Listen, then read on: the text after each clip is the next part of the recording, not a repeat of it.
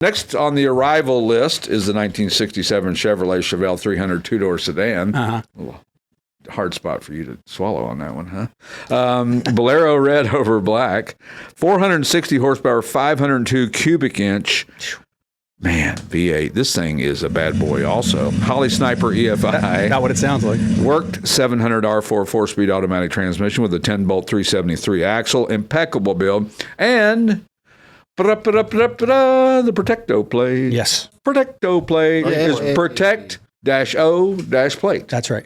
Protecto plate, chock full of plate. Very good to have. Yeah, very good to have. So it tells you a lot about where the car came from and what it had when it came from there.